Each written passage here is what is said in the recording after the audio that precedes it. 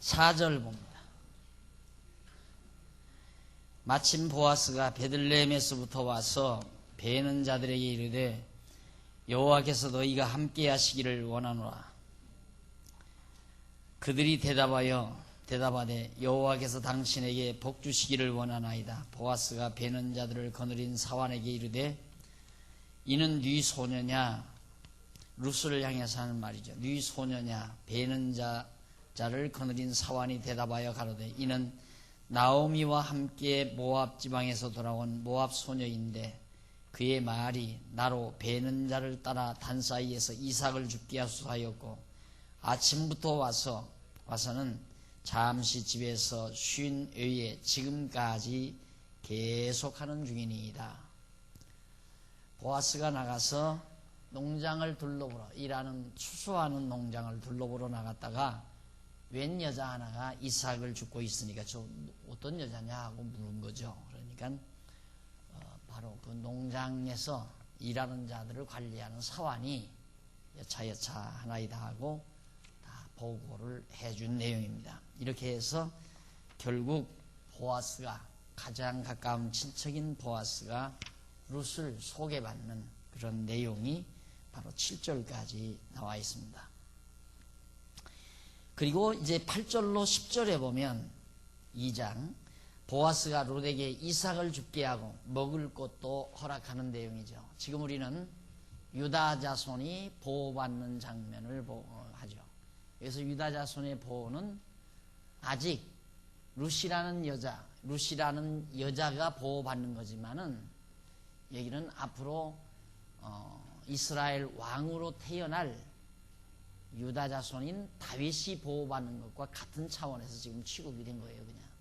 그래서 하나님은 유다 자손, 즉 이스라엘의 왕으로 출생할 다윗을 보호하기 위해서 지금 룻이 보호를 받는 거죠. 이삭을 주어야 먹고 사는데 이삭 죽을 것이 없으면 어떻게 먹고 살겠어요? 이삭을 죽도록 배려를 해주는데 보아스가 배려를 합니다. 8절 보아스가 룻에게 이르되 내 딸아 들으라. 당장 내 딸이라고 해요. 여기서 내 딸이란 직접 자기가 난 딸이 아니라 친척의 며느리니까, 자기 친척의 며느리니까 바로 딸이라는 그런 호칭을 써서 부르면서 이삭을 주우러 다른 밭으로 가지 말며, 다른 밭에 가서 죽지 말고 여기서 떠나지 말고 나의 소녀들과 함께 있으라. 여기서 함께 머물러라. 그들의 베는 밭을 보고 그들을 따르라. 내가 그 소년들에게 명하여, 앞에 게 소녀가 아니라 소년입니다. 소년들에게 명하여 너를 건드리지 말라 하였느니라. 목이 마르거든 그릇에 가서 소년들의 기러운 것을 마실지니라. 룻이 땅에 엎드려 절하며 그에게 이르되 나는 이방 여인이 어찌 당신이 어찌하여 이방 여인이여늘 당신이 어찌하여 내게 은혜를 베푸시며 나를 돌아보시나이까. 예수님 당시에 그런 사건이 하나가 있었어요.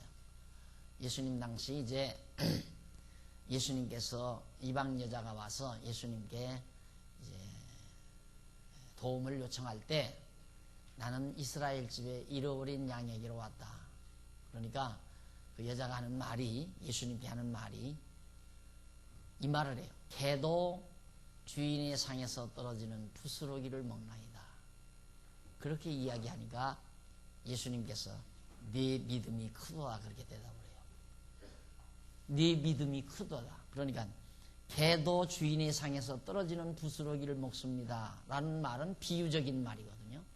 이 집에서 기르는 개도 주인이 먹다 남은 부스러기를 먹고 살지 않습니까? 그러듯이 내가 이방 여자지만은 유대인들이 버린 것을 유대인들이 받아들이지 아니하는 예수를 내가 믿고 살 수 있습니다 이 말이죠. 그러니까 이방 여인이 구원을 얻는 것에 대해서 예수님께서 설명하기 위해서 그 사건을 요한이 취급한 것입니다. 마찬가지로 여기도 비록 룻이라는 여자가 이방 여인이지만은 유다 지파에 와가지고 베들레헴, 유다 백성들이 살고 있는 베들레헴 땅에 와서 유다 사람인 보아스의 보호를 받게 된단 말입니다. 그러니까 황송해가지고 이 룻이라는 여자가 땅에 엎드려 절을 해요. 땅에 엎드려 절을 하면서 말하기를 나는 이방 여인인데 개같은 짐승 같은 이방 여인인데 어찌하여 내게 이렇게 큰 은혜를 베푸십니까? 나를 왜 돌아보십니까? 가장 여자에게서 이제 참 소중한 것이 자기 몸을 지키는 일 아니겠어요? 객지에 왔으니까. 그것도 이방 여자니까. 그래서 각 걱정을 했는데 이 보아스라는 사람이 그 일하는 사람들에게 절대 건드리면 안 된다 이 말이에요. 너희들 함부로 저 룻이라는 여자 건들지 말아라. 이것도 다 하나님께서 벌써 그 몸을 지켜주시는 거죠. 왜? 그 몸에서 이제 다윗이 태어날 몸이니까 이제 앞으로 공부해보면 알지만 룻이라는 여자에게서. 그래서 마태복음에 보면 보아스는 룻에게서 거기 나오는 보아스가 나와요. 마태복음에 보아스는 룻에게서 다윗 왕을 낳으니라 이렇게 나와요. 보아스는 룻에게서. 그러니까 예수님의 마태복음의 족보 가운데 이 룻이라는 여자가 나온다니까요. 이게 대단한 여자죠. 이방 여자인데도 결국 보아스라는 사람을 남편으로 맞아들여서 거기서 이제 다윗 왕이 출생되도록 섭리하시는 하나님의 역사. 이것이 이제 적나라하게 다 드러나게 됩니다. 그 과정을 우리가 지금 공부하는 거거든요. 그러면서 이제 그런 혜택을 받고 났는데 넘어가서 11절로 13절 보면 친척 보아스가 룻에게 하나님께서 상 주실 것을 원합니다. 보아스가 그에게 대답하여 가로되 이 보아스라는 사람이 룻이라는 여자에게 말하기를 네 남편이 죽은 후로 네가 시모에게 행한 모든 것과 네 부모와 고국을 떠나 전에 알지 못하던 백성에게로 온 일이 내게 분명히 들렸느니라. 내가 소문 다 들었다 그 말이에요. 네가 모압 여자로서 내 친척인 엘리멜렉 집안으로 시집을 왔다는데 시아버지도 죽고 남편도 다 죽었는데 엘련과 길련도 다 죽었는데 네가 끝까지 네 시부모를 따라서 시어머니를 따라서 여기까지 왔다는 얘기를 내가 들은 바 있다. 여호와께서 네 행한 일을 보응하시기를 원하며 이스라엘 하나님 여호와께서 그 날개 아래 보호를 받으러 온 네게 온전한 상 주시기를 원하노라. 하나님께서 분명히 너에게 귀한 복을 상을 주시기를 내가 원한다. 룻이 가로되 내 주여 내가 당신께 은혜를 입기 원하나이다. 룻이 당돌하게 말해 당신에게 은혜 있기를 원합니다. 나는 당신의 시녀의 하나와 같이 갖지 못하오나 당신이 이 시녀를 위로하시고 마음을 기쁘게 하는 말씀을 하셨나이다. 객지에 와서 정말 엄청나게 위로되는 말을 들었잖아요. 그러니까 너무 감동해서 이 룻이라는 여자가 당장 나에게 엄청난 내가 당신에게 은혜 입기를 원합니다. 당신은 나에게 힘있는 나를 힘있게 하는 위로의 말씀을 해주셨습니다 하고 답례하는 인사말이 다 오고 가게 됐습니다. 그리고 나서 14절로 16절 보면 보아스가 룻에게 먹게 하고 보아스가 룻에게 먹게 하고 소년들에게 도우라고 또 말을 해줘요. 그러니까 날 좀 도와주십시오 하는 말, 은혜 입기를 원합니다 이 말은 날 도와주십시오 그 말과 같잖아요. 그러니까 아침에 무슨 도시락이라도 싸가지고 갔겠어요. 점심을 먹어야 될 텐데 아무것도 없는데 이 빈손으로 나간 이 룻에게 먹을 거 주어라. 이따 참 먹을 때도 주고 그리고 도와줘라. 도와주라는 말은 이사 거두면서 슬슬 흘리고 다니라 이 말이에요. 주워가도록. 식사할 때 보아스가 룻에게 이르되 이리로 와서 떡을 먹으며 네 떡 조각을 초에 찍으라. 룻이 곡식 빼는 자 곁에 앉으니 그가 볶은 곡식을 주매 룻이 배불리 먹고 남았더라. 음식을 떡을 초에 찍어 먹었다. 우리 식생활하고는 안 맞는 얘기지만 이게 참 좋은 식성이죠. 식생활이죠. 이 초, 우리들도 음식에 초를 많이 쳐서 먹잖아요. 초를 많이 먹게 되면 피곤을 풀죠. 이 초가 알코올보다도 더 강한 효력을 지니고 있습니다. 일하는 사람들이 술을 먹고 일하잖아요. 이제 힘이 나게 하기 위해서. 초도 힘을 돋구는, 입맛을 돋구고 힘을 돋구는 음식 아닙니까? 그러니까 거기서 떡을 초에 찍어 먹는데 너도 와서 이 초에 찍으라 이 말이에요. 그러면서 먹고 배불리 시간 먹으라. 그래서 먹고 남았는데 룻이 이삭을 주우러 일어날 때 보아스가 자기 소년들에게 명하여 가로되 그로 곡식단 사이에서 줍게 하고 책망하지 말며 또 그를 위하여 줌에서 손에서 주인 그 이삭들을 조금씩 뽑아버려라. 뽑아서 이렇게 버리라 이 말이에요. 참 그냥 단체 주면 얼마나 좋아요. 야, 몇 단 그냥 짊어지고 가라 하면 얼마나 좋아요. 그런데 왜 그런가? 몇 단 주는 것은 그것은 적선행위예요. 그런데 법대로 흘린 것 죽어가는 건 당당한 법이에요. 권리예요, 그건. 또 흘린 것은 주워가면 안 되고, 흘린 것은 나그네나 죽지 절대 못 주워간다 이 말이에요. 그러니까 농사하면은 나그네 몫이 따로 있고 주인 몫이 따로 있어요. 인생한 주인은 절대 하나도 안 흘리고 거둬들인 게 인생한 주인이고, 인색하지 아니한 주인은 자기 혼자 먹고 살으라고 농사진 게 아니잖아요. 하나님이 법을 줄 때에는 농사 안 지은 사람도 먹을 수 있는 길을 터놓은 것이 이삭 줍기 법이란 말입니다. 그러니까 좀 많이 흘려놔라 그 말이에요. 그렇게 해서 이제 룻으로 하여금 보호를 받도록 하나님께서 섭리하시는 내용이 바로 2장 내용에 지금 계속되고 있는 겁니다. 자, 그 다음 이제 17절로 19절 보면 룻이 이삭을 주어서 시모에게 드리며 되어진 사실을 다 가서 얘기합니다. 하루 일과 얘기를 다 해주는 거예요. 룻이 밭에서 저녁까지 줍고 그 주운 것을 떠니 보리가 한 에바쯤 되는지라. 그것을 가지고 몇 대박 되는 거지 우리 분량으로는. 그리고 그것을 가지고 성읍에 들어가서 시모에게 주운 것을 보이고 그 배불리 먹고 남긴 것을 내어 시모에게 드리매 시모가 그에게 이르되 오늘 어디서 주었느냐 어디서 일을 하였느냐 너를 돌아본 자에게 복이 있기를 원하노라. 룻이 누구에게서 일한 것을 시모에게 알게 하여 가로되 오늘 일하게 한 사람의 이름은 보아스니이다 라고 가르쳐요. 그러니까 가만히 시어머니가 보니까 어디서 떡도 남은 걸 많이 가져갔고 이삭도 저렇게 많이 주울 수가 없는데 상당량을 주워서 가지고 갔단 말입니다.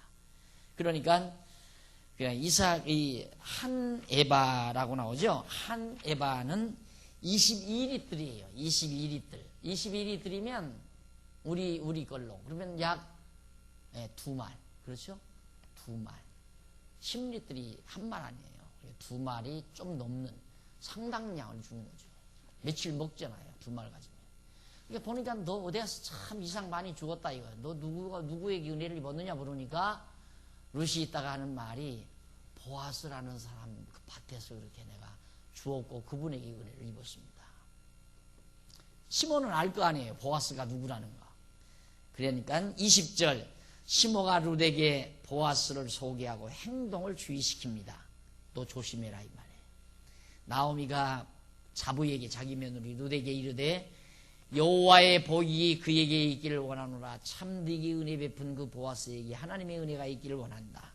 그가 생존한 자와 사망한 자에게 은혜 베풀기를 그치지 아니하도다. 생존한 자는 자기와 그러니까 나오미와 룻 살아있는 자죠. 사망한 자는 엘리멜렉 모압 땅에 가서 죽은 자기 남편.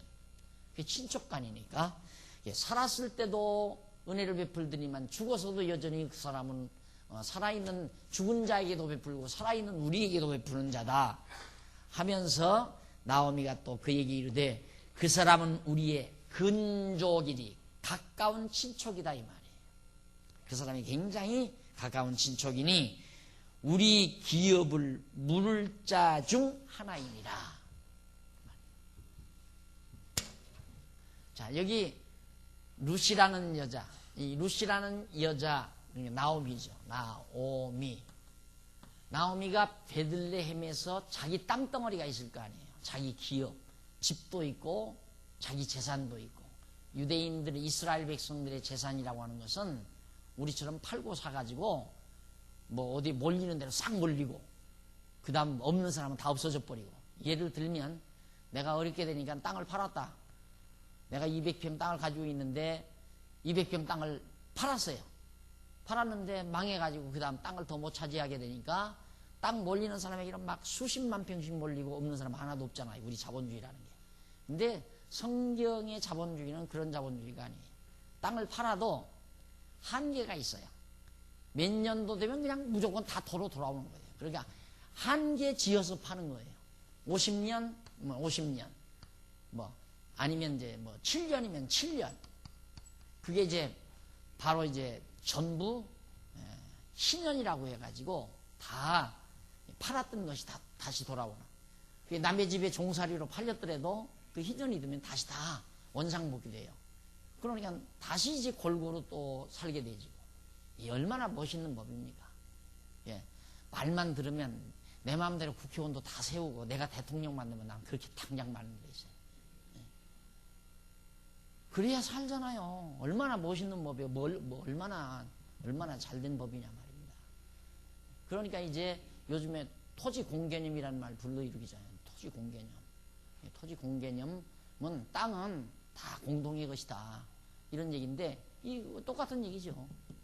같은 말이나 비슷한 거예요. 같은 말. 한 번 팔으면 영 못 찾는 게 아니라 아버지가 팔아먹었어도 아들 때 돌아와서 다시 그냥 아버지가 팔아먹었던 땅이 다 내 앞으로 다 다시 돌아오는 거예요. 그런 식으로 전부 해놓았기 때문에 이걸 누군가가 이들의 땅덩어리 이 기업을 여자들이니까 죽어버리면 끝나잖아요. 누군가가 이 기업을 이을 자를 생산해 줄 어떤 혈통이 필요하다 이 말이에요.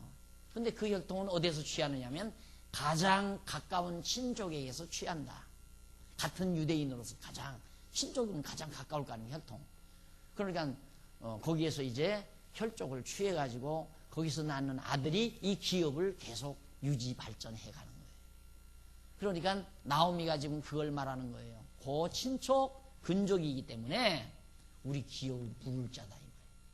우리가 지금 가지고 있는 우리 남편이 가지고 있었던 땅덩어리 재산 그 사람이다. 이제 그 사람이 문다면 그 사람이 가져간단 말이 아니에요.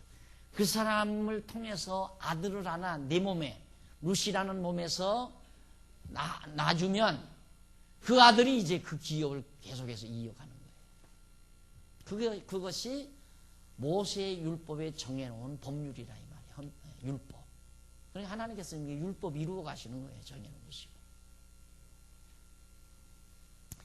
그러면서 몸조심하라. 우리 기업을 물을 자 중에 하나이니라. 물을 자 근족이 많으니까 그 중에 한 사람이니까 어떤 사람이 될지는 모르지만 그 중에 하나다. 모함 여인 루시가로되 그가 내게 또 이르기를 내 추수를 다 마치기까지 너는 내 소년들에게 가까이 있으라 하더이다. 추수 다 끝날 때까지 그냥 계속 와서 이삭 주라고 합니다 말이에요. 나오미가 자부르되게 이르되 내 딸아 너는 그 소년들과 함께 나가고 다른 밭에서 사람을 만나지 않은 것이 좋으니라. 거기 그 주인 나오미의 누구요? 보아스. 보아스의 농장에 가서 거기서 일하는 사람하고만 가까이 있으면서 이삭을 줍지 절대 다른 데 가서 다른 남자들 만나면 안 된다. 그렇게 주의를 시켜서 이제 권고를 했습니다. 그리고 나서 23절에 보니까 룻이 추수를 마치기까지 이삭을 주어서 시모를 섬겼다. 이 말이에요. 시모를 섬겼다. 그러니까 이건 아주 하나님께서 당신의 작정된 섭리를 이루어가는 과정에서 며느리 룻이 시모 나오미를 섬기는 일은 그 작정된 섭리를 이끌어가는 일 중에 가장 작은 한 일에 불과한 거라 말입니다.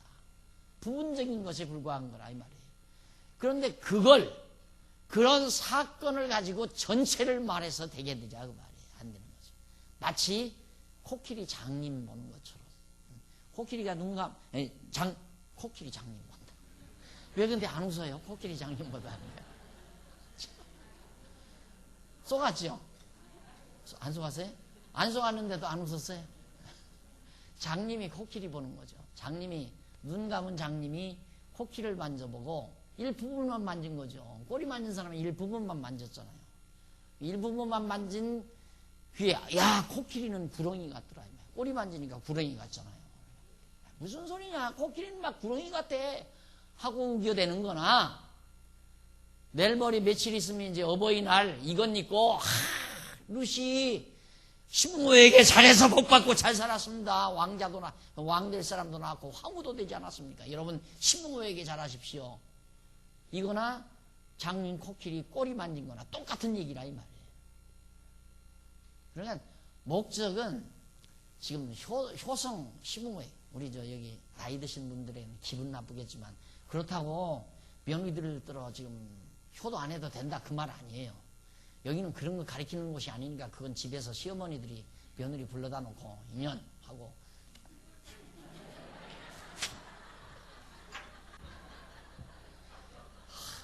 목사가 왜 이렇게 입이 걸까?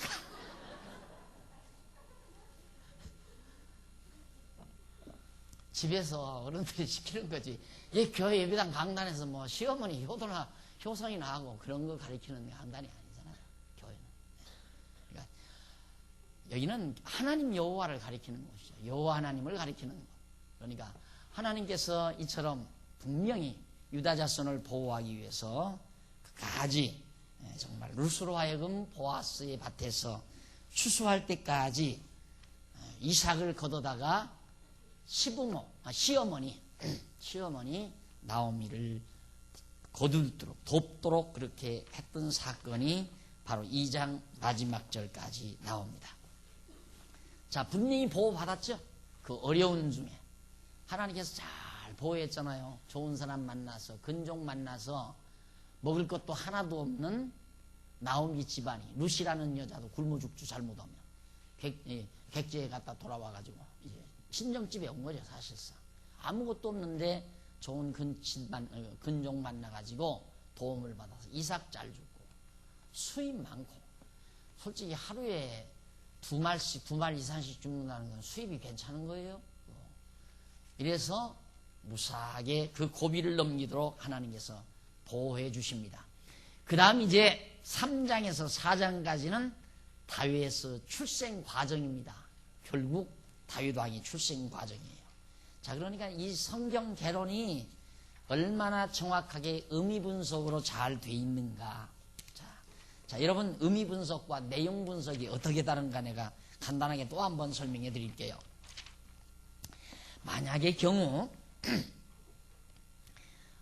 이 룻기를 갖다가 우리는 다윗 왕의 출생 이렇게 보지 않았어요. 다윗 왕의 출생 이렇게 봤는데, 아마 일반적으로 어떤 사람들은 이게 내용 분해를 하게 되면 룻이라는 여자의 축복 이렇게 말할 수도 있죠.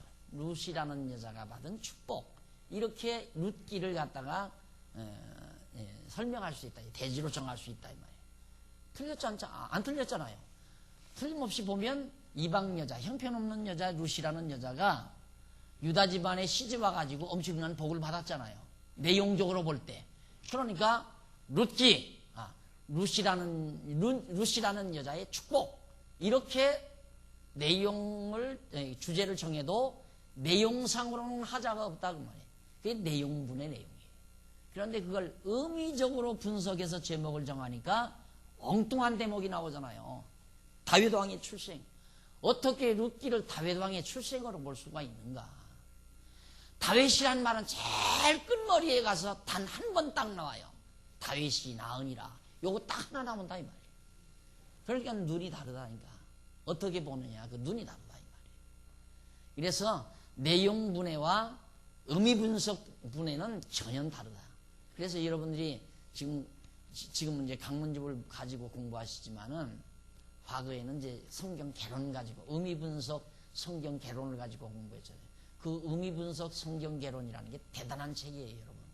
내가 쓰고 대단하다니까 참 얼굴이 간지럽지만은 남들이 안 하니까 나라도 해야지 뭐. 대단한 책이 진짜 대단한 책이에요. 이거.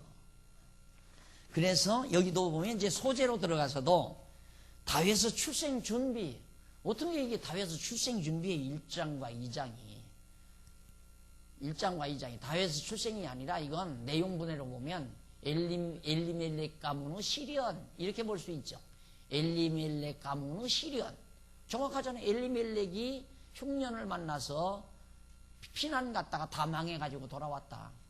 틀림없잖아요. 돌아와서 이삭이나 주워 먹고 사는 거짓 신세가 돼버렸다. 그러니까 엘리멜렉 가문의 시련. 내용적으로 볼 때 틀림없이 정확하게 맞는 대목이죠. 그런데 왜 1장과 2장을 다윗의 출생 준비라고 그렇게 볼 수 있나? 1장과 2장 속에 다윗이라는 말 한마디 없어요. 지금까지 우리 봤지만 한마디 없잖아요. 근데 왜 그렇게 제목을 정했느냐? 그 의미 분석을 하다 보니까 그렇게 나온다 이 말이에요. 그리고 지금 3장과 4장 이거를 지금 계속해서 공부할 내용인데 다윗의 출생 과정 이게 어떻게 다윗의 출생 과정이에요? 아직 출생하지 출생이라는 건 제일 끝에 가서 나오는데 이건 바로 룻의 축복 과정 이렇게 나오면 틀림없죠. 룻이 복을 받는 과정이니까 복을 누리는 과정이니까 이게 룻의 축복 과정. 이래야 설교거리가 많잖아요. 맞잖아요. 설교거리가 일반적인 설교거리는. 그런데 이걸 갖다가 다윗의 출생 준비 이제 출생 과정 준비됐으니까 이제 출생을 해야 하는 과정이 있어야 되잖아요. 이래서 아주 이 성경 의미 분석이라는 것이 대단한 내용이라는 걸 다시 한번 강조드립니다. 자, 출생 과정인데 출생하는 과정에서 3장에 넘어가니까 양쪽 가로 1번 유다 기업을 요청하는 내용이 나와요. 유다 기업을 요청한다. 기업을 요청한다. 자, 이게 이제 나오미와 룻이 가지고 있는 재산 이 기업이 바로 이제 이들의 기업 아닙니까? 이걸 이어갈 수 있는 요청을 하는 거예요. 쉽게 말하면. 그러니까 이걸 이어가려면 이 아들이 하나 나와야 되잖아요.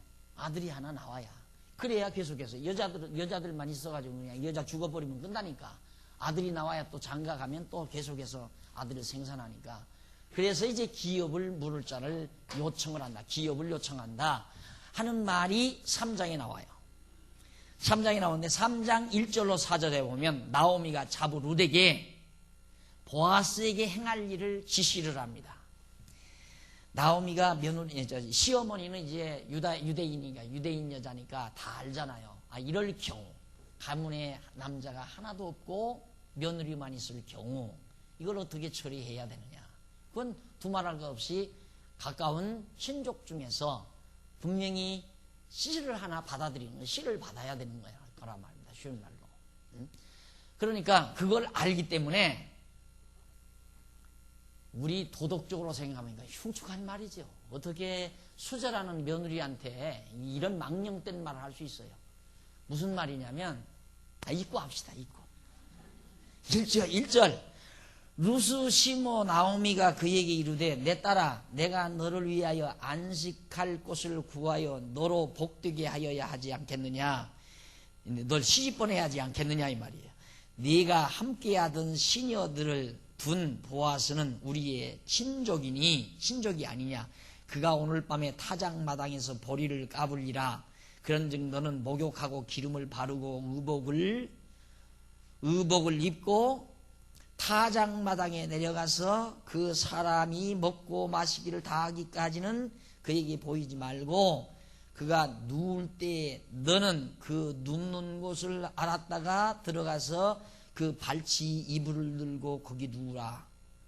그가 너의 할 일을 내게 고하리라. 자, 난 진짜 성경에 이런 말이 다 있어요. 이게 자기 며느리 혼자 된 자기 며느리한테 어떻게 시어머니가 이렇게 회개망측한 일을 하라고 시키느냐 이 말이에요. 당장 저주를 받으려고. 그런 짓을 며느리가 하면 안 된다 하고 야단을 치고 수절해야지. 너 죽어도 내 곁에 있다고 했으니까 그냥 너 수절하고 내 곁에 이대로 살아야지. 어디 조순치 못하게 그따위 짓을 하느냐 하고 난리를 쳐야 될 일인데 그렇게 가서 하라는 거예요. 그냥 그렇게 하라는 거예요. 말을 자세히 하려니까 내가 입이 아니라서 더 못해요. 그냥 그렇게라고 얘기하죠. 아니 아내가 없는 남자라면 몰라요. 보아스가 다 그 사람 다 가정 있는 남자예요. 자기 남자 다 가정이 있는 남자. 가정 있는 남자, 아내가 있는 남자를 가서 꼬시라니 말이 되는 얘기예요. 가서 가만히 그것도 정상적으로 하라는 게 아니라 쏙이라는 거예요. 가서 일 열심히 하니까 일하니까 이제 술도 먹고 그럴 거 아니에요. 다 먹고 목욕 다 하고 술 한잔 걸치고 이제 피곤해서 딱 누워서 자면 그때 살며시 발치입을 들고 기어 들어가라 이거야.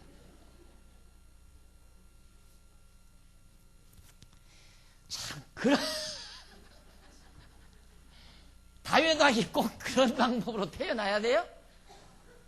기왕이면 고대광실 큰 집에서 당당하게 본처에 안에서 떳떳하게 왕자답게 탁 왕관을 쓸 만큼 아주 우람하게 그렇게 큰 소리 왕 소리치면서 호함치면서 태어나게 좀 하시지.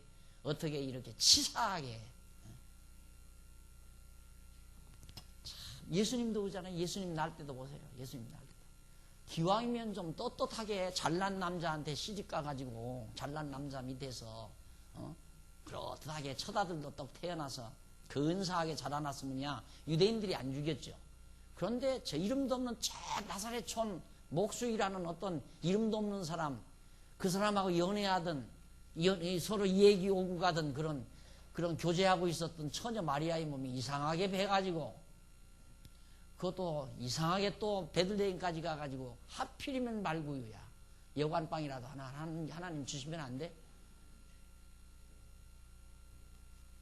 그렇게 하나님이 섭리하는 이유가 망할 자 망하게 하려고 한다 이 말이야. 망할 자 망하게. 유대인 망하게 하려고 그런 거라 이 말이야. 유대인이 만약에 헤롯궁에서 태어났다고 보십시오. 그 당시에 헤롯 왕의 왕궁에서 딱 태어나서 이가 이사야가 예언한 하나님의 아들 메시아다 했다면 유대인들 다 믿었죠. 그런데 형편없는 요셉의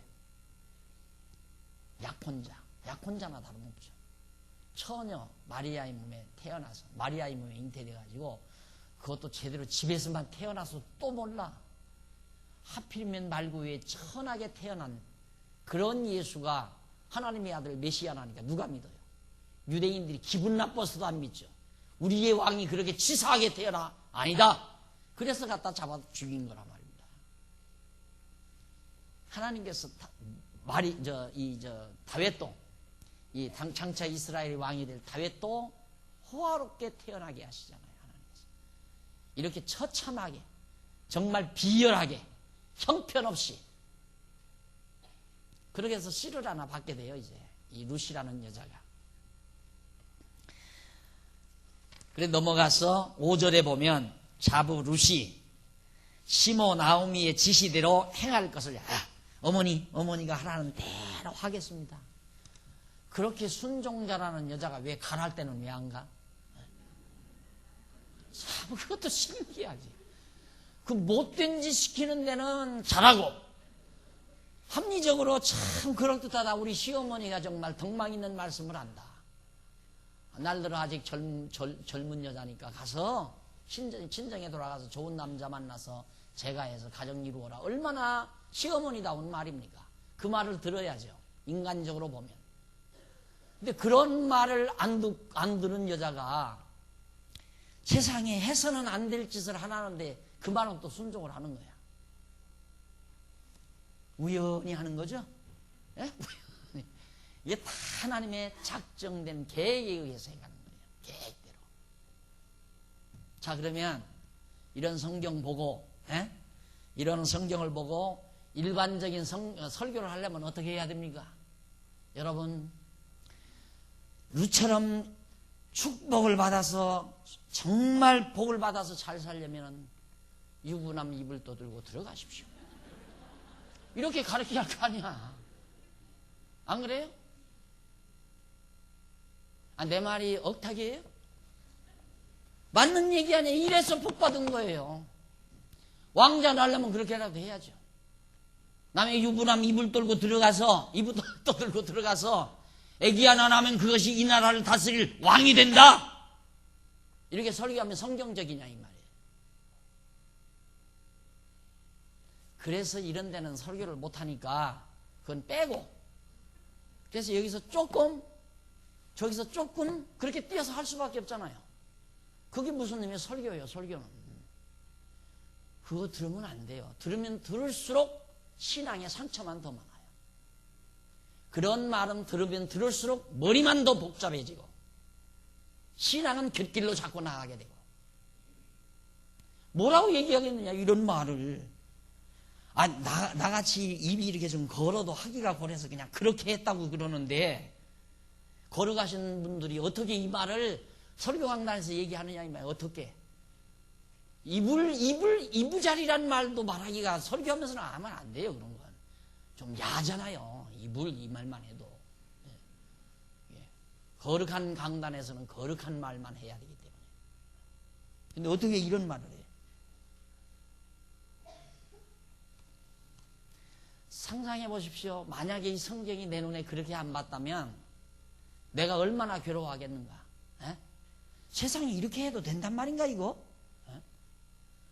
아니, 남의 유부남 이불 떠들고 들어가도 된다고 가르쳐야 되는 건지, 안 그러면 이런 건 그냥 성경이 아니라고 해야 되는 건지. 그러니까 자유주의 신학자들이 성경은 다 하나님 말씀이 아니다, 이 말이에요. 이런 게 어떻게 하나님 말씀이냐, 이 말이에요. 남 유부남 이불 떠들고 들어가라는 얘기가 어떻게 하나님 말씀이냐. 이런 비도덕적이고 비윤리적인 말이. 그래, 할 말이 없잖아요, 할 말이. 그렇기는 그렇지만 성경이 하나님 말씀이라고 했다. 그 말밖에 더 해요? 그러니까 이 보수주의 목사님들은 하는 얘기가, 암만 너들 그래도 그냥 성경이 하나님 말씀이라고 했더라. 그리고 고집 쓰는 거예요. 그러니까 상대가 안 되는 거죠. 자유주의 학자들하고는 상대가 안 돼요. 왜? 너무너무 무식하니까. 이 보수 신학자들은 너무 무식하다고 생각이 되니까. 얼마나 무식해요? 자유주의 신학자들은 얼마나 똑똑해요? 야, 그러면 다음에 유부남 이불 떠들고 들어가도 된단 말이냐? 맞잖아요. 그렇게 질문하니까 대답할 말이 없죠, 보수주의 신학자들은. 그러니까 그런 때는 딱 다물고, 그 다음 제 혼자는 뭐라고 그러냐? 니들 암만 그래도 성경이 하나님 말씀이라고 했다. 지 혼자 고집 쓰고 있는 거예요. 그러니까 상대가 돼요. 그걸 신학이라고 가르치고 있다, 이 말이에요. 그런 것들을 신학이라. 성경을 성경대로 제대로 못 보면 안 돼요. 여기서 조금 저기서 조금 떼가지고 자기 멋대로, 그냥 자기 철학대로 말하는 거, 그거죠. 그러니까 백날 들어보세요. 100년을 들어도 이게 줄기가 안 잡혀요. 쫙 정리가 안 돼요. 머리 정리가 안 된다, 이 말이에요. 머리 정리가 아니면 안 되면 여기 온갖 잡동사니가 들어있어요.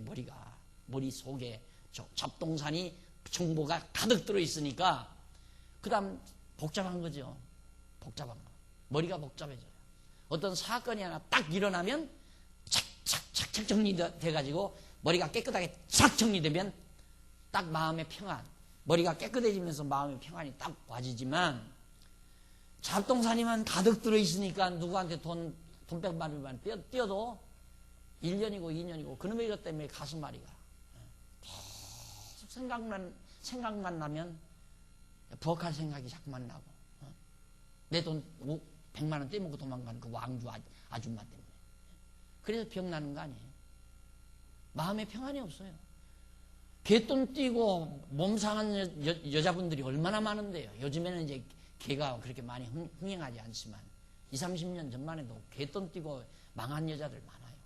그러니까 수심이 가득한 여자는 틀림없이 개돈 찐 여자야. 그러니까 마음에 평안이 없는 거예요. 복잡한 것만 가득 들어있으니까. 예, 하나님 말씀을 들으면 들을수록 이게 정리가 되잖아요. 쫙 정리가 돼요. 이게 살아가다가 개돈 100만원을 딱 뗐어도, 아, 하나님께서 옮겨갔구나. 그 당시에는 당장 좀 기분이 나빠도, 마음이 불편하면, 한동안 좀 한 2, 3일 괴로워하다가 차근차근 하나님의 말씀 들은 말씀이 생각이 나니까 맞아. 우연히 내가 잘못했던 게 아니고 그 사람도 내 돈 떼먹으려고 떼먹은 게 아니라 하나님께서 다 나를 더 잘되게 하시려고 떼게 만드셨다. 이게 이제 믿어지면 하나하나 잊어져 버리고 머리가 깨끗하게 정리가 된다 이 말이에요. 이렇게 성경을 통째로 잘 배워야. 자, 그러니까 하나님께서 시어머니가 며느리에게 그런 못된 짓을 우리들의 생각대로 그런 못된 짓을 하라고 하는데도 하겠습니다 하고 단단히 순종을 해요. 그리고 나서 3장 6절로 9절 모압 여인 루시 보아스에게 기업을 물을 것을 요청을 합니다. 아주 당돌해졌어요. 이방 여자가, 젊은 여자가. 그가 타작마당으로 내려가서 시므의 명대로 다 하니라. 시므가 명령한 대로 다 지금 행하는 거예요. 어떻게 행하는가? 7절부터 나와요. 보아스가 먹고 마시고 마음이 즐거워. 풍년이 들었으니까 얼마나 즐겁겠어요. 다 곡식가리가 그득하고 즐거워서 가서 노젓가리 곁에 눕는지라. 노젓가리 보리를 다가두어서 잔뜩 싸놓고 그 옆에다. 거기 뭐 그런 데는 뭐 지금까지 우리처럼 아파트 짓고 사는 때가 아니니까 텐트 하나 치면 집 되는 거 아니? 텐트 딱 하나 치면 노젓가리 옆에다가 딱 음악을 쳐놓고 그래서 아주 기분 좋게 잠이 드는 거예요. 보아스가. 그러니까 룻이 가만히 가서 그 발치 이불을 들고 거기 누웠더라. 밤중에 그 사람이 보아스가 왜 숨죽여요? 왜 숨죽이냐고요? 이런 게 다 있다니까 성경에. 세상. 밤중에 그 사람이 놀랄 수밖에 없지요. 놀라 몸을 돌이켜 본즉 한 여인이 자기 발치에 누웠는지라. 가로되 네가 누구뇨? 놀라가지고 대답하되 나는 당신의 시녀 루시오니 당신의 옷자락으로 시녀를 덮으소서. 당신은 우리 기업을 물을 자가 됨이니이다. 당신이 옷자락으로 날 덮어주십시오. 당신이 우리 기업을 물을 자입니다 이 말이에요. 그러니까 씨앗을 하나 주십시오 그 말이에요. 쉽게 보았어요. 그게 율법에 보장된 거예요. 율법에 모세 율법에 보장된 얘기예요. 그대로 율법대로 그렇게 해달라 이 말이에요. 그러니까 10절로 보면 10절에서부터 13절에 보아스가 룻의 기업 물을 요청해 쾌히 허락하며 맹세를 합니다. 좋다 해주마 했는데 가로되 내 딸아 여호와께서 내게 복 주시기를 원하노라. 네가 빈부를 물론하고 연소한 자를 좇지 아니하였으니 너의 베푼 인애가 처음보다 나중이 더하도다. 야, 너 어떻게 하면 젊은 남자를 원치 않고 이렇게 늙어가는 나를 원했느냐. 참 너 복되도다. 이러면서 또 얘기를 해요. 그러면서 내 딸아 두려워 말라. 내가 네 말대로 내게 다 행하리라. 네가 현숙한 여자인 줄 나의 성읍 백성이 다 알고 있다. 참으로 나는 네 기업을 물을 자나. 여기서 조건이 하나 있어요. 그게 뭐냐면 내가 네 기업을 물을 수 있는 자격을 내가 가지고 있기는 하지만 물을 자가 나보다 더 가까운 친족이 있다. 나보다도 그러니까 루스의 시아버지 엘리멜렉과 더 가까운 친족이 있다. 그러니까 율법대로라면 더 가까운 친족이 선착순이에요. 누구든지 더 가까운 친족이. 그럼 만약에 우리나라에서 우리처럼 이렇게 딸만 셋 낳았다. 그러면 배를 잇기 위해서 이렇게 해도 되나? 이렇게 해도 되냐고요. 아마 당장 우리 교회에서 박 목사 삼태기로 담아내자고 할 거예요. 저런 흉측한 목사를 어떻게 우리가 두고 사느냐. 성경인데 나 성경대로 했는데 왜 그러냐고 그러면 어떻게 대답할래요 여러분? 아이고 저 박 목사 저럴 모양이네 지금. 여러분 그러니까 성경이 여러분 우리의 도덕관념 가지고 성경이 이해가 안 가는 책이에요. 도덕하고는 거리가 먼 거라니까요. 도덕은 우리 인간들이 살아가면서 만들어내는 거예요. 그 문화권에서, 그 상황 속에서, 그 민도의 수준 따라 우리 인간 사회 속에서 자연스럽게 만들어진 그거의 도덕인데 하나님의 계시와 그게 어떻게 통할 수 있느냐 이 말이에요. 전혀 다른 거죠. 그래서 우리 교회, 우리 성경에는 그걸 건덕적 차원에서 취급해요. 건덕 차원에서. 건덕 차원은 바로 아무리 내가 제사 음식을 먹어도 나는 괜찮다 이거예요. 예를 들어서 나는 술 한잔 해도 괜찮다. 괜찮은데 내가 술을 한잔 하는 거, 박 목사가 술을 한잔 하는 것을 어느 세리교인이 보고 그거에 납득이 안 가가지고 시험에 들 바에는 평생 술 한잔을 안 하겠다 이거예요. 바울도 그 말이에요. 바울 자기가 고기 먹어도 된다 이거예요. 난 고기 먹을 수 있다. 그런데 내가 고기를 먹음으로 누가 만약에 실족한다면 내가 평생 고기를 먹지 않고 채소만 먹겠다. 그게 건덕이라. 그게 건덕은 사랑의 차원에서 사랑을 기초로 해서 이루어지는 거예요. 절대 남에게 상처 주는 일은 건덕을 못 세우는 일이에요. 자기 믿음 좋다고 자만만 떨지 말고 어린 자에게 상처 줘도 안 되고 신앙이 지금 자라는 자에게 상처 주는 건 내가 건덕을 지키지 내가 사랑이 부족해서 못하는 거라 이 말입니다. 그걸 우리는 건덕이라고 하는 거예요. 그런데 도덕이라고 하는 것은 객관적인 룰로 딱 만들어 놓고 사람들을 모두가 다 그 틀 속에다가 집어넣는 거예요. 이렇게 살아라 이거예요. 이렇게 살아라. 그러나 건덕은 내가 어린 영혼을 사랑하는 사랑의 힘에서 나오는 거예요. 어린 영혼을 위한 사랑의 힘에서. 그러니까 전혀 도덕과 건덕은 차원이 달라요. 전혀 달라요. 자, 그래 기업을 물을 것을 좀 그렇게 요청을 하니까 보아스가 나보다 더 가까운 친족이 있다. 그러니 이 밤에 여기서 친족이 있으니 이 밤에 여기서 물으라. 아침에 그가 기업 물을 자의 책임을 이 밤에 여기서 머무르라. 여기서 그대로 머물러라. 이 밤은 그냥 왔으니까 그대로 머물고 그 다음 아침에 그가 기업 물을 자의 책임을 내게 이행하려 하면 좋으니 그가 그 기업 물을 자의 책임을 행할 것입니다. 만일 그가 기업 물을 자의 책임을 내게 행하고자 아니하면 여호와의 사심으로 맹세하노니 내가 기업 물을 자의 책임을 내게 행하리라. 아침까지 누울지니라. 그냥 내일 아침 일어날 때까지, 내일 아침 해 뜰 때까지 그냥 여기서 누워 자라 이 말이에요.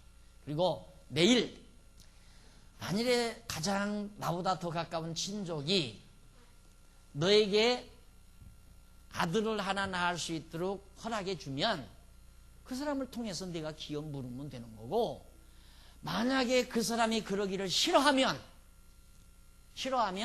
내가 너에게 물어주겠다. 내가 책임져 주겠다 이 말이에요. 그렇게 해서 허락을 받았어요. 요청대로. 그런 다음 넘어가서 3장 14절로 18절까지 봅니다. 루시 보아스의 선대를 받고 돌아와 시모에게 보고를 합니다. 루시 새벽까지 그 발치에 누웠다가 사람이 피차 알아보기 어려울 때에 일어났으니 보아스의 말에 여인이 타작마당에 들어온 것을 사람이 알지 못하여야 할 것이라 하였습니다. 보아스가 가로되 네 겉옷을 가져다가 펴서 다시 루시 14절부터 루시 새벽까지 그 발치에 누웠다가 사람이 피차 알아보기 어려울 때에 일어났으니 오두거두할 때 왜? 대낮에 보면 야, 저 여자 이상하다 이렇게 되니까 안 그래요? 그러니까 몰래 하는 거예요. 몰래 비밀리에. 네.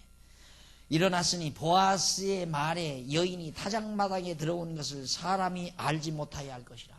야, 너 여기 들어온 것을 사람들이 알면 내 입장 곤란해진다 이 말이에요. 그러니까 오두거두할 때 가라.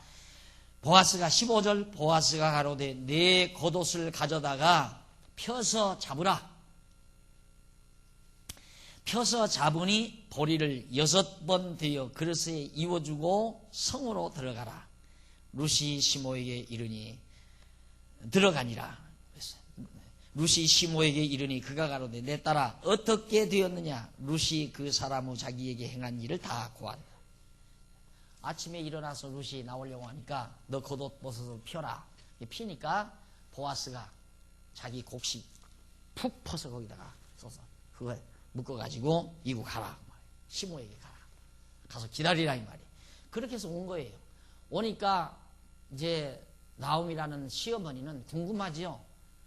자기 며느리를 그렇게 시켜놨으니까 이 일이 어떻게 진행이 될 건지 궁금하던 차에 며느리가 떡 돌아오니까 어떻게 됐느냐고 물은 거예요. 물으니까 하는 말이 가로되 그가 내게 이 보리를 6번 되어주며 이르기를 빈손으로 내 시모에게 가지 말라 하더이다. 가득 들고 가라. 이에 시모가 가로되 내 딸아 이 사건이 어떻게 되는 것을 알기까지 가만히 앉아있으라. 너 서둘지 말라 이 말이야. 가만히 앉아있으라. 사람들은 자기가 막 바삐 서두면 무슨 일이 되는 줄 알아요. 이게 따지고 보면 우리 인간은 내가 늘 강조하잖아요.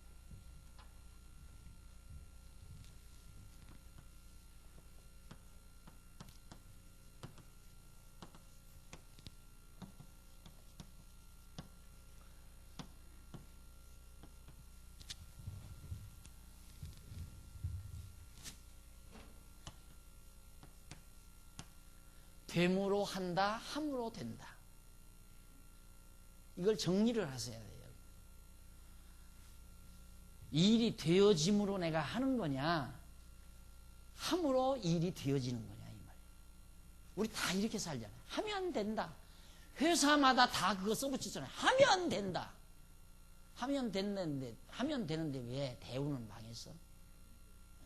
하면 되는데 왜 현대가 망하냐 이 말이에요. 하면 되는데. 됨으로 하는 거예요. 됨으로. 장사가 돼야 장사를 하지. 장사 안 되는데 어떻게 장사를 해요? 사업이 돼야 사업을 하지. 안 되는 놈의 사업을 어떻게 하느냐 이 말이에요. 너무도 간단한 건데도 사람들이 착각을 해. 왜? 자기 위주로 생각하니까.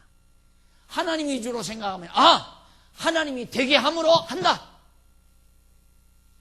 그런데 여기를 이 말을 하면 뭐라고? 그러면 나 가만히 있어도 하나님이 다 한대.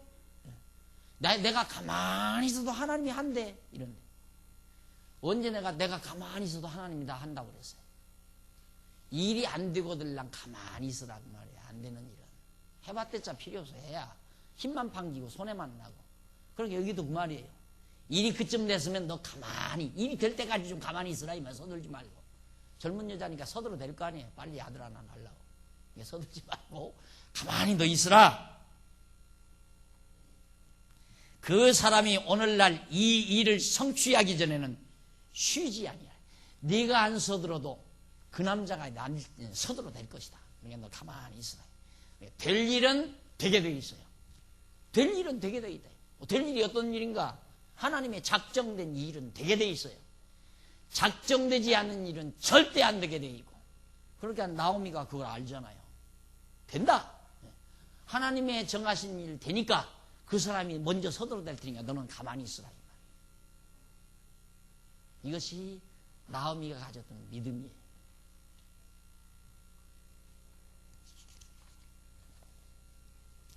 자, 이래서 이제 4장에 넘어갑니다. 4장에 넘어가 보면 1678페이지 양쪽 가로 2번 유다 기업의 계승입니다.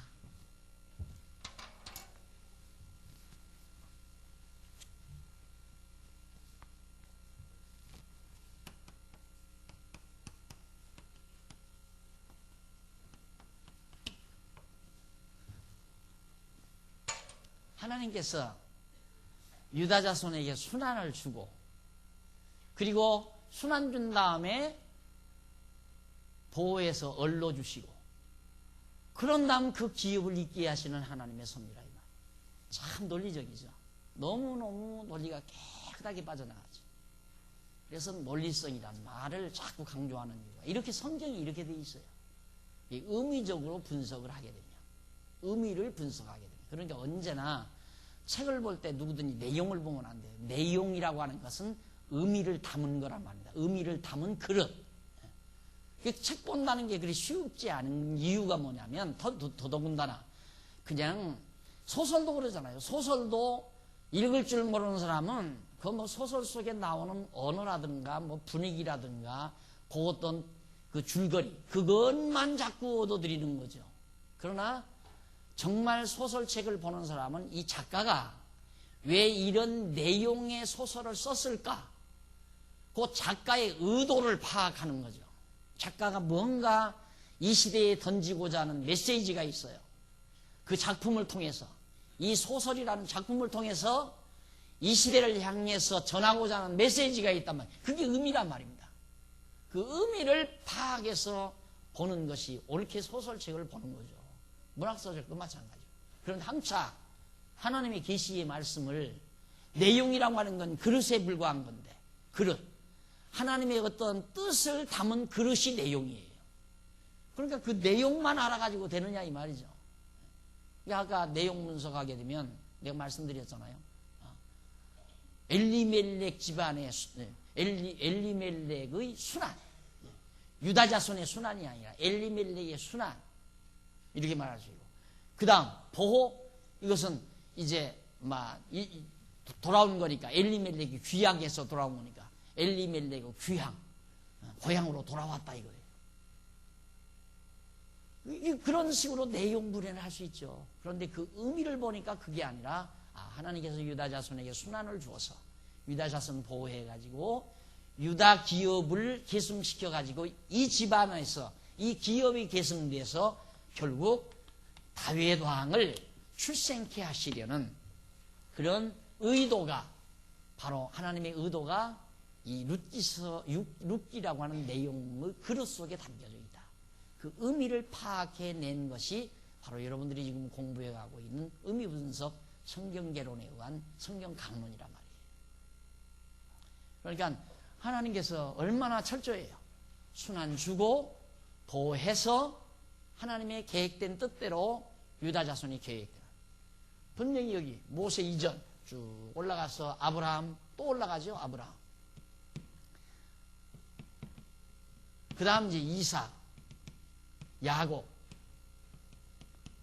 야곱에게서 이제 유다가 나오네요. 유다에게서 왕 세운다고 말씀했죠. 야곱을 통해서. 유다 내 자손에게서 왕의 홀이 떠나지 않는다. 왕의 홀이 유다에게서 끊임없이 계속된다.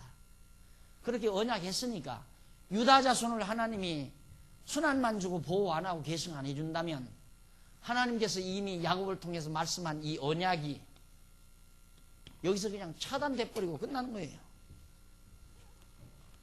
하나님은 언약으로 끝나는 거예요. 이루지 않고. 그러면 하나님은 거짓말쟁이가 되는 거고, 신실하지 않은 거고, 신실하지 않으신 하나님은 오늘 사는 나에게 믿음을 줄 수가 없고, 믿음을 안 주시면 나는 안 믿는 자가 되는 거고, 그렇게 되는 거 아니에요? 그런데 하나님께서 이처럼 야곱을 통해서 유다에게 왕을 준다고 허락하신 하나님이 그 언약대로 지금 모세를 통해서 미리 다 방법을 준비시켜서 법으로 만들어 놓고는 그 법대로 그대로 지금 이루어 주시려고 섭리해 가시기 때문에, 야, 하나님은 정말 한번 언약하시면 언약대로 이루시는 걸 보니까 첫째는 살아계시고, 그 다음은 참 신실하신 분이구나, 거짓이 없으신 분이다 이 말이에요. 그게 확인이 되니까 내게서 믿어지지 않아요. 하나님 살아계신 게 믿어지고, 나로 하여금 계속해서 하나님을 의지하게끔, 왜? 작정된 대로 된다는 것이 믿어지게끔 만들어 놓는다 이 말이에요. 그러니까 결국은 함으로 된다 이러면 내가 항상 바쁘죠. 항상 실패자고. 왜? 안 되는 일 하다 보면 망하잖아요. 안 되는 일 하다 보면. 그러니까 결국 안 되는 일이 많아지고, 되는 일 하면 되게 돼 있어요. 성공하는 거고. 그러니까 어차피 우리는 하나님 믿고 살면 성공밖에 할 일이 없잖아요. 성공밖에. 되는 일 하니까 다 성공하는 거죠. 안 되는 일은 안 하는 거예요. 안 되는 일은 안 한다 이 말이에요. 성도대학도 안 되면 안 한다고 그러잖아요. 진짜 안 해요. 나는. 교회도 안 되면 안 해요. 안 되는데 내가 왜 해요? 하나님이 되게 하니까 하는 거지. 뭐나 그렇죠. 가정살림도 그렇고 사업도 그렇고 모든 만사가 다 하나님이 되게 하심으로, 되게 해서 됨으로 우리가 해나간다 이 말이에요. 그게 믿음으로 살아가는 삶이고, 안 되는 일을 욕심대로 자기 욕심대로 하려고 애씀으로 되는 줄 알고 하다가 보니까 여기서 안 된다 이 말이에요. 그러니까 맨날 실패에 우는 거죠. 실패, 좌절, 절망. 일생에 실패 두서너 번 하고 나면요 자살해요. 아, 나는 더럽게 팔자가 없는 놈이다 하고. 실패 거듭하면 안 돼요. 근데 그 실패 거듭하는 건 믿음이 없으면 실패 거듭 계속 언제까지? 죽는 날까지 실패하다 말아요. 마지막 죽을 무렵에 허탈해가지고 왜 살았어? 왜? 그냥 왜 살았다고 그래요? 예? 그렇게 살다 그렇게 갔다고 그러잖아. 다음 시간에 만나요. 시간 다 됐어. 다음 시간에 4장 같이 하기로 하고 오늘 강의 여기서 멈춥시다. 기도하십시다. 자비하신 아버지 하나님, 하나님의 은혜를 진심으로 감사합니다. 하나님의 말씀을 보게 하시고 또 하나님의 깊은 의도를 파악할 수 있도록 하나님의 선하시고 온전하신 뜻을 분별할 수 있도록 해주신 하나님의 사랑을 감사합니다. 오늘 또 룻기서 초반부를 저희들이 배웠습니다. 모든 만사 하나님의 정하신 뜻대로 이루어져가는 사실을 우리들이 확인하고 이 진리에 의해서 우리의 머리도 정돈되고 우리의 신앙도 정돈되고 나아가서 우리의 삶도 정돈이 되도록 함께해 주시옵소서. 이 선한 일에 동참했습니다. 연보했습니다. 귀한 연보 소중하게 결실 맺게 하시옵소서. 예수님의 이름으로 기도드립니다. 아멘.